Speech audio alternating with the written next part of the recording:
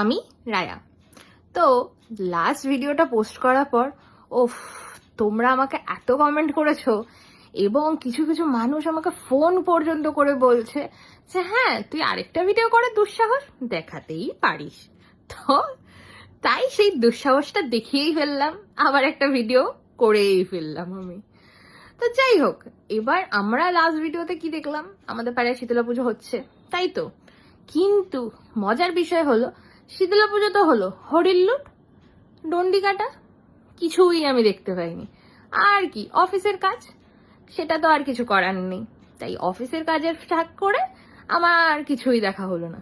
তবে হ্যাঁ, বিকেল বেলা ঠাকুরের গান হবে আর আমি থাকবো না, তা আবার হয় নাকি?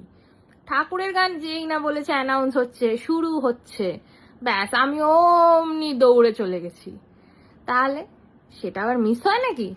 কত কিছু জানা যায়, মা শীতলাকে সেটা জানা যায়, তাহলে মিস করা যায় নাকি? আমাদেরও তো একটা দায়িত্ব আছে পরের জেনারেশনকে বলার, দেখ এটা শীতলা পুজো।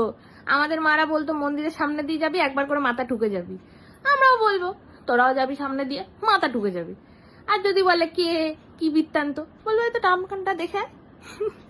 যাই হোক, এগুলো সব ইয়ার্কির চলে, কিন্তু সত্যিকারে কিন্তু মা শীতলা আমি কিন্তু জেনেছি কিন্তু ওই ঠাকুরের গান দেখেই, যে কিভাবে মা প্রতিষ্ঠা হলো কি হলো।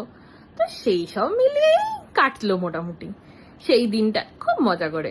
তো তোমাদের সাথেও সেই ঠাকুরের গানেরই কিছু ছোট ছোট ক্লিপস আমি তুলেছি, দেখো ভালো লাগবে আশা করি। আর যদি কিছু ভুল ফুল বলে থাকি ক্ষমা করে দিও, পরের বার থেকে আর করবো না। টাটা। একটু আগে দেখতে তোমার যে ভয়ঙ্কর রূপ, তুমি